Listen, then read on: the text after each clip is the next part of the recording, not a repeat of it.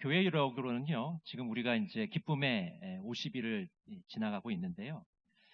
이 기쁨의 50일은 부활절 이후 성령 강림절까지를 연결하는 그런 절기입니다. 이 부활의 기쁨을 함께 나누면서 신앙의 성숙을 꾀하는 절기가 바로 이 기쁨의 50일입니다. 그래서 이 부활의 50일, 기쁨의 50일 동안은 그리스도의 통치, 또 그리스도의 승리를 축하하고 또 우리가 열심히 이 사회 속에서 부활의 증인으로 살기 위해서 노력하는 그런 절기가 됩니다. 올해 우리 교회 표어는 행복한 교회, 행복한 성도입니다. 행복한 교회가 되려면 어떻게 해야 할까요? 우리의 생각이 변하고 또 우리의 언어가 변하고 우리의 습관이 변해야 합니다. 기쁨의 50일 기간 동안 우리의 언어에 대해서 다시 한번 생각해 보시는 시간이 되시기를 원합니다. 우리가 부활절을 보내면서 다시 한번 생각하게 되는 것은 그냥 부활절이라는 것은 그냥 한 주간 지키고 마는 그런 절기가 아니라 정말 이 기쁨의 50일 동안 부활의 기쁨을 우리 가족들과 우리 주변에 있는 분들과 또 예수님을 모르는 모든 분들과 나누는 그런 시간이 되었으면 좋겠습니다. 부활의 증인으로 살아가시는 기쁨의 50일 기간이 되시기를 간절히 바랍니다. 오늘 본문은 부활의 증인으로 산다는 것은 무엇인가? 그것에 대해서 말씀해 줍니다. 의인과 악인이 등장하는데요. 의인과 악인을 대조시켜서 말씀해 주고 있습니다. 세상에서는 이 의인과 악인은 도덕적 기준에 의해서 나누는 것이죠. 그래서 의로운 사람은 도덕적으로 바른 사람이 의로운 사람이고 또 도덕적으로 바르지 못한 사람을 악인이라고 우리는 부릅니다. 그러나 성경에서는 도덕적 기준으로 나누는 것이 아니라 신학적인 기준으로 나눕니다. 하나님과의 관계성으로 나누는 거죠. 그래서 의인은 하나님과의 관계가 바른 사람이 의인입니다. 악인은 하나님과의 관계가 단절된 사람이 악인입니다. 그래서 의인은 하나님과의 관계가 올바르기 때문에 하나님과 친밀한 관계를 맺으면서 살아갑니다. 그러나 반면에 악인은 하나님과의 관계가 단절되었기 때문에 하나님과의 관계가 뒤틀려지고 구부러진 사람입니다. 그래서 하나님과의 관계가 멀어요. 소원한 관계를 가지고 살아가게 됩니다. 그리고 의인과 악인은 그 언어 생활도 하늘과 땅만큼 다르다는 것을 우리가 알게 됩니다. 오늘 10장 11절 말씀을 같이 한번 보겠습니다. 같이 읽겠습니다. 의인의 입은 생명의 샘이라도 악인의 입은 독을 머금었느니라. 의인의 입은 생명의 샘이다. 여러분, 이 생명의 샘이라는 것은 어떤 샘이겠습니까? 물이 하나도 없어서 말라 비틀어진 그런 샘은 우리가 생명의 샘이라 아니라 죽음의 샘이라고 그러겠죠. 이 생명의 샘은 물이 콸콸콸콸 넘쳐서 신선한 물이 늘 흘러 넘치는 그런 샘을 생명의 샘이라고 말하고 있는 것입니다. 잠언 13장 14절에도 이렇게 말씀합니다. 지혜 있는 자의 교훈은 생명의 샘이니 사망의 그물에서 벗어나게 하느니라. 지혜 있는 사람, 의인의 삶은 사망에서 우리를 벗어나게 한다고 말하고 있습니다. 이 의인은 생명의 언어를 구사하기 때문에 그렇습니다. 여러분, 생명의 언어는 사람을 살리는 말입니다. 사람을 세우는 말입니다. 사람을 격려하고 지지하고 응원합니다. 다른 사람을 칭찬하고 인정하고 길을 살려줍니다. 그래서 이렇게 말하는 거죠. 과연 당신은 다릅니다. 정말 수준이 있으시군요. 당신은 어디 있어도 돋보입니다. 당신이라면 할 수 있습니다. 당신은 지금까지 잘해왔습니다. 우리 옆에 분들하고 한번 말해보겠습니다. 지금까지 잘해오셨습니다. 한번 인사 한번 해볼까요? 지금까지 잘해오셨습니다. 자, 지금까지 잘해왔으면 이제 앞으로도 잘해야겠죠? 자, 이렇게 한번 인사해보세요. 앞으로도 잘하실 것입니다. 네, 지금까지도 잘해오셨고 앞으로도 잘하실 줄 믿습니다. 부활절마다 울려 퍼지는 그런 유명한 찬양이 있죠. 바로 부활절 칸타타 메시아라는 곡입니다. 지난주에 우리가 부활절 연합예배를 모자이크 교회에서 드렸는데요. 마침 모자이크 교회 찬양대도 이 메시아 중에 몇 곡을 찬양을 하더라고요. 아마 메시아 중에 가장 앞권은 할렐루야일 것입니다. 이 핸델의 메시아, 이 할렐루야는 정말 명곡 중에 명곡이죠. 우리가 핸델을 음악의 어머니라고 부르는 정말 위대한 작곡가입니다.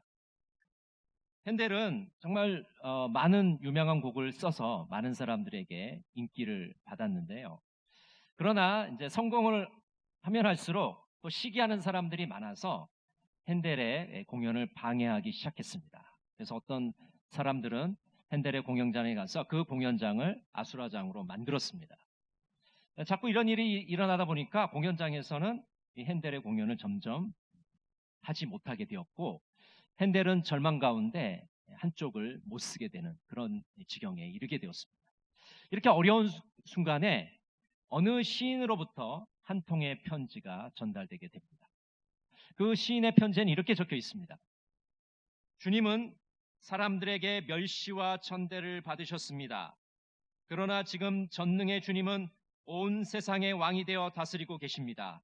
핸델 선생님, 힘을 내십시오.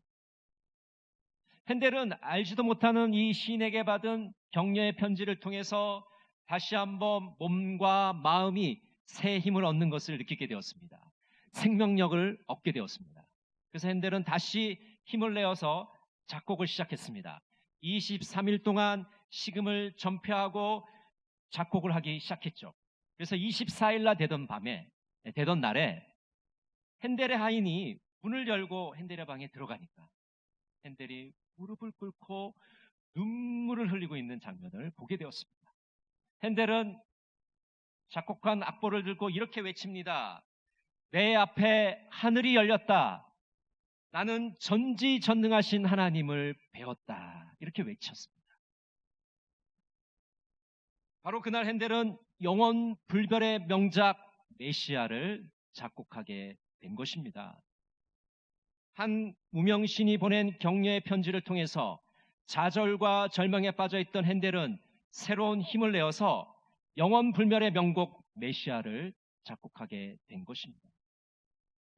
이처럼 부활의 증인은 생명의 언어를 구사하는 사람입니다. 생명의 샘이 되어 생명을 흘려보내는 사람입니다. 그래서 많은 사람들이 그 생명의 언어를 듣고 새로운 힘과 용기를 얻게 된 것입니다. 여러분, 생명의 언어는 진리의 말입니다. 한번 따라해 보실까요? 생명의 언어는 진리의 말이다. 성경의 진리를 말하고 성경의 진리를 붙잡습니다. 에베소서 4장 15절은 이렇게 말씀합니다. 오직 사랑 안에서 참된 것을 하여 범사에 그에게까지 자랄지라. 그는 머리니 곧 그리스도라. 우리가 진리를 말하고 진리를 실천할 때 예수 그리스도의 장성한 분량에까지 이르게 됩니다. 예수님을 닮아가게 되는 것입니다. 그래서 우리가 다른 사람을 대할 때도 항상 진리의 입장에서, 성경의 입장에서 그 사람을 대하게 되는 것입니다. 진리를 붙잡고 진리를 붙들고 있기 때문입니다. 링컨은 이런 말을 했습니다. 이 세상에 좋은 것은 하나님의 말씀을 통해서 우리에게 온다. 이 세상에 좋은 것들이 있다면 그것은 하나님께로부터 오는 것이다. 또 사업가 록펠러는 이렇게 말했습니다. 내 사업의 모든 아이디어는 하나님께로부터 왔다. 좋은 아이디어가 있다면 그것은 분명히 하나님께로부터 온 것이다. 여러분, 이 세상에 좋은 것들, 좋은 아이디어는 하나님께로부터 온 것입니다. 하나님의 진리로부터 우리에게 온 것입니다. 하나님의 진리를 붙잡을 때 우리는 아름다운 열매를 맺어갈 수가 있습니다. 진리의 말은 은혜를 끼치는 말입니다. 우리가 진리 안에서 살아가게 되면 다른 사람들에게 은혜를 끼치게 됩니다. 그래서 우리의 말이 예수님의 은혜를 받는 통로가 되는 것이죠. 우리가 진리를 붙잡고 그 성경의 진리를 이야기할 때 다른 사람들은 큰 은혜를 받게 됩니다. 에베소서 4장 29절은 이렇게 말씀합니다. 무릇 더러운 말은 너희 입 밖에도 내지 말고 오직 덕을 세우는 데 소용되는 대로 선한 말을 하여 듣는 자들에게 은혜를 끼치게 하라. 선한 말을 하여 듣는 자들에게 은혜를 끼치게 하라. 우리가 성경의 진리를 붙잡고 성경의 진리를 말할 때 그것은 수많은 사람들에게 선한 말이 되어 은혜를 끼치게 되는 것입니다. 진리의 말은 생명을 얻게 하고 은혜를 끼치게 됩니다.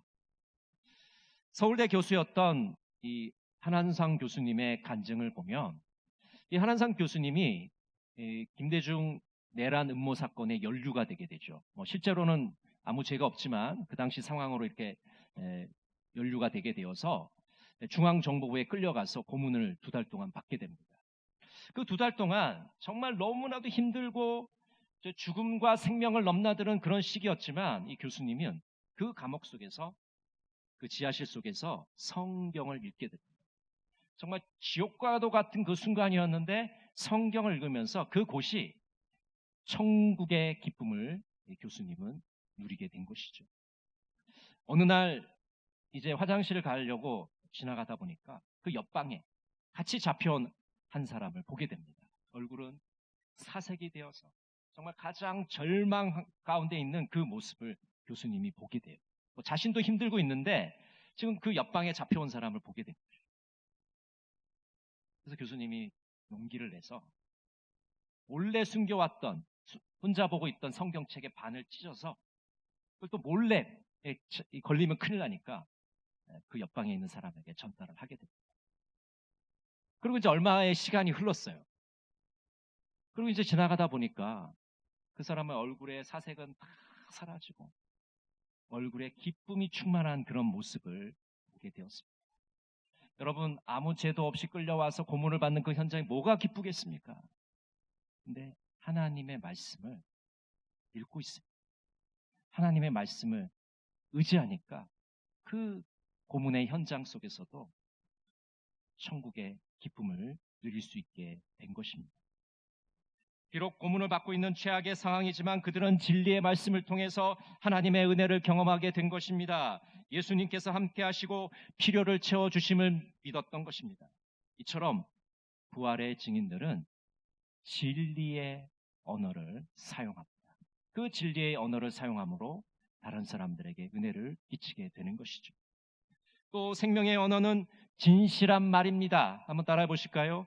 생명의 언어는 진실한 말이다.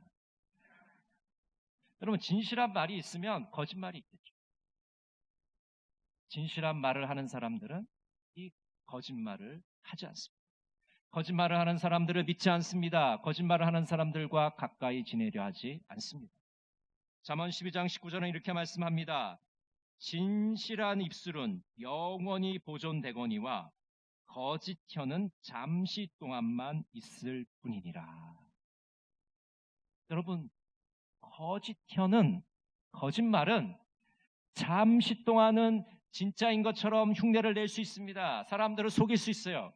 그러나 곧 들통납니다. 판로가 나게 되어 있습니다. 진실한 말만이 영원히 보존되는 줄로 믿습니다. 여러분, 우리는 수많은 거짓말을 우리 스스로 하며 또 수많은 거짓말을 들으면서 사회생활을 하고 있습니다. 그렇기 때문에 우리가 늘 목말라 하는 것이 진실한 말이죠. 정말 진실한 말을 듣고 싶다는 것이 우리의 소원입니다. 진실한 말은 영원합니다. 진실한 말은 분별력이 있습니다. 진실한 말은 적시에 선한 조언을 합니다. 진실한 말은 적절한 시점에 말을 합니다.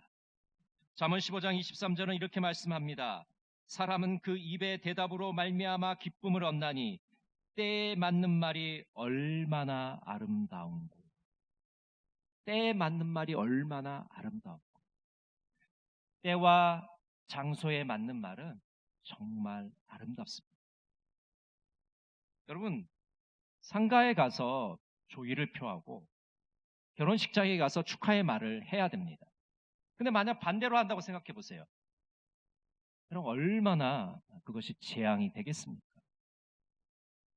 때와 장소에 맞는 말, 그 말이 바로 진실한 말이고 상대방에게 큰 기쁨과 위로를 주는 말이 되는 것입니다. 진실한 말은 올바른 방식으로 말을 하는 것입니다. 잠언 15장 1절은 이렇게 말씀합니다. 유순한 대답은 분노를 시게 하여도 과격한 말은 노를 격동하느니라. 상대방이 화를 낼 때 보통 사람들은 두 가지 반응을 하죠. 나도 격한 말을 해서 거친 말을 해서 상대방을 해치는 그런 사람이 있는가 하면, 또 한 사람은 상대방이 화를 내도 부드러운 말을 통해서 상대방의 화를 가라앉히는 사람이 있습니다. 부드러운 말을 통해서 상대방을 가라앉히면 그 사람도 곧 수그러드는 것을 우리가 보게 되는 것이죠. 올바른 방식으로 말한다는 것은 바로 이와 같은 겁니다. 때와 장소에 맞게 말을 하는 것이고, 상대방이 비록 화를 내더라도 내가 부드러운 말을 통해서 그 사람을 잠잠케 만드는 것이죠. 또 적절한 시점에 올바른 방식으로 말을 하면 공동체에 큰 활력을 주게 됩니다. 그래서 우리가 모임이 있을 때 사람들이 이렇게 화기애애한 부분이 있는데, 어떤 사람이 오면 갑자기 썰렁해지는 경우가 있어요. 여러분, 왜 썰렁해집니까? 왜? 그 사람이 오면 자꾸 사람들 흉을 보고 그 사람들의 단점을 찾아내니까 입을 닫는 거예요. 내가 걸릴까봐. 그러니까 갑자기 화기애애한 분위기가 갑자기 썰렁한 분위기가 되는 거죠. 근데 어떤 경우에는 되게 썰렁한데 어떤 사람이 오면 너무 분위기가 좋아져요. 훈훈해져요. 사람들이 웃고 자유롭게 얘기를 하고 깔깔댑니다. 왜 그렇습니까? 그 사람이 오면 분위기를 띄워주거든요. 분위기 메이커거든요. 그러니까 너무 좋은 거예요. 똑같은 사람이지만 때와 장소에 맞는 말, 올바른 방식으로 말을 하게 되면 이 공동체가 활기가 있고 기쁨이 넘치는 공동체가 되는 것을 우리가 경험하게 됩니다. 진실한 말은 공동체를 유익하게 만들기 때문입니다. 세 번째로, 생명의 언어는 사랑의 말입니다. 한번 따라해 보실까요? 생명의 언어는 사랑의 말이다. 여러분, 우리가 사랑한다는 것은 다른 사람의 허물을 가려주는 겁니다. 다른 사람의 허물을 덮어주는 겁니다. 베드로전서 4장 8절은 이렇게 말씀합니다. 무엇보다도 뜨겁게 서로 사랑할지니 사랑은 허다한 죄를 덮느니라. 여러분, 우리가 뜨겁게 사랑한다는 게 뭡니까? 그냥 사랑이라는 단어를 계속해서 말하면서 이렇게 뜨겁게 사랑하는 겁니까? 아니에요. 다른 사람의 허물을 덮어주는 것이 뜨겁게 사랑하는 것입니다. 다른 사람의 잘못을 용서해주고 다른 사람의 잘못을 관대하게 용납해 주는 것이 사랑하는 것이죠. 그래서 사랑의 말은 용서의 말로 드러나게 되는 것입니다. 여러분, 우리는 어떻게 다른 사람들을 용서해 줄 수 있을까요? 우리 안에는 용서해 줄 수 있는 힘이 없어요. 좀 속된 말로 밴댕이 소갈딱지 같아요. 우리 마음이 정말 좁습니다. 간장 종지같이 그렇게 좁아요. 다른 사람들을 받아들이고 용서해 줄 그런 마음의 여유가 별로 없어요. 나 혼자 먹고 살기 너무 힘든 거예요. 마음의 여유가 별로 없어요. 어떻게 다른 사람은 잘못을 용서해 주겠습니까?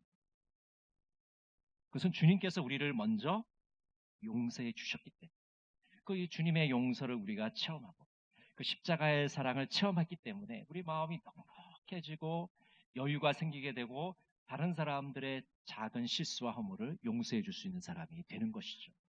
이 십자가의 사랑을 경험하지 못하면 우리는 다른 사람을 용서해 줄 수 있는 사랑의 언어를 구사하지 못하게 됩니다.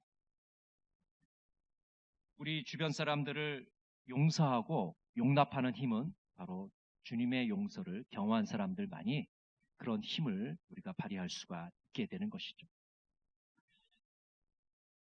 생명의 언어를 구사하는 사람들은 이렇게 사랑의 언어를 말하게 됩니다. 그러나 악인들은 독을 머금었다고 말하고 있습니다. 폭력이 악인들의 입술을 지배한다고 말씀합니다. 악인은 죽음의 언어를 사용하기 때문입니다. 악인들은 말로 사람을 죽입니다. 말로 사람을 해칩니다. 말로 사람을 넘어뜨립니다. 사람들의 활기와 생기를 사라지게 만듭니다. 야고보서 3장 6절을 우리 같이 한번 읽어볼까요? 혀는 곧 불이요 불의의 세계라. 혀는 우리 지체 중에서 온몸을 더럽히고 삶의 수레바퀴를 불사르다니 그 사르는 것이 지옥불에서 나느니라. 그럼 어떻습니까? 의인들의 입술은 생명의 샘이 되어서 다른 사람들의 생명을 살리고 사람들을 세워주는 역할을 합니다. 그러나 악인들의 입술은 죽음의 샘이 되어서 죽음의 언어를 구사하는 것이죠. 사람들을 넘어뜨리고 사람들을 나쁘게 만듭니다. 악인들의 입술에서 나올 수 있는 것은 불평과 불만뿐입니다. 다른 사람들을 비난하고 험담합니다. 다른 사람들을 해코지합니다. 분노하며 다툽니다. 그래서 우리의 입술에서 생명의 샘이 되어서 생명의 언어를 흘러나올 것인지, 죽음의 샘이 되어서 그 속에서 죽음의 언어들이 흘러나올 것인지 우리가 선택해야 합니다. 여러분, 부활의 증인들은 어떤 삶을 살아가는 사람들입니까? 그 입술이 생명의 샘이 되어서 생명의 언어를 구사하는 사람들이 되기를 간절히 바랍니다. 조은사 목사님은 이런 말을 했습니다. 말은 힘이 있다. 말은 살리기도 하고 죽이기도 한다. 말은 치료하기도 하고 병들게도 한다. 말은 흥하게도 하고 망하게도 한다. 말은 행복하게도 하고 불행하게도 한다. 그럼 우리들의 입술에 사람의 행복과 불행이 달려 있습니다. 우리들이 생명의 언어를 쓰면 스스로 행복한 삶이 됩니다. 그러나 우리가 죽음의 언어를 쓰면 스스로 불행한 삶에 빠지게 되는 것이죠. 어떤 언어를 구사할 것인가 우리가 분명하게 선택해야 합니다. 미셸 끄와는 이렇게 기도하고 있습니다. 주여, 그토록 말을 잘못한 것을 용서해 주소서. 아무것도 아닌 것을 가지고 한 말을 용서해 주소서. 내가 공허한 말로, 거짓말로, 비겁한 말로, 주님을 나타내지 않는 말로 내 입술을 더럽힌 나날을 용서하소서. 주여, 내가 어떤 모임에서 논의하고 형제와 서로 이야기할 때는 나를 부축해 주소서. 내 말이 좋은 씨가 되고 내 말을 받아들이는 사람은 누구나 풍성한 결실을 얻도록 해 주십시오. 여러분, 우리의 말은요, 씨앗입니다. 그래서 반드시 열매를 맺게 됩니다. 여러분, 우리 입술에서 나가는 순간 이것은 씨앗이 돼서 다른 사람들에게 열매를 맺게 합니다. 근데 좋은 씨앗을 심으면 좋은 열매가 맺힐 겁니다. 그러나 나쁜 씨앗을 우리 입에서 말하게 되면 나쁜 열매를 맺게 됩니다. 좋은 씨앗을 떨어뜨리면 30배, 60배, 100배의 열매를 거두게 되지만 나쁜 씨앗을 떨어뜨리게 되면은 그 사람을 죽이고 그 사람을 해하는 그런 열매를 맺게 되는 것이죠. 여러분이 기쁨의 50일 동안 부활의 증인으로서 우리의 입술이 생명의 샘이 되기를 원합니다. 다른 사람에게 상처를 주고 아픔을 주는 그런 말이 아니라 사람을 살리고 사람을 격려하고 사람을 세워주는 그런 생명의 언어가 여러분의 입술에서 흘러나오기를 간절히 원합니다. 부활의 증인으로서 생명의 샘이 흘러나오는 여러분의 삶이 되시기를 바랍니다. 다윗은 이렇게 고백합니다. 나의 반석이시오 나의 구속자이신 여호와여, 내 입의 말과 마음의 묵상이 주님 앞에 연락되기를 원하나이다. 오늘 이 시편 기자의 소원이 여러분의 소원이 되시기를 간절히 바랍니다. 기도하겠습니다. 사랑의 하나님, 기쁨의 50일을 보내면서 우리의 입술이 생명의 샘이 되기를 원합니다. 생명을 살리게 하시고 생명을 세워가게 하여 주시옵소서. 우리의 입술에서 죽음의 언어를 제거하여 주시고 사람을 살리게 하여 주시옵소서. 예수님의 이름으로 기도드립니다. 아멘.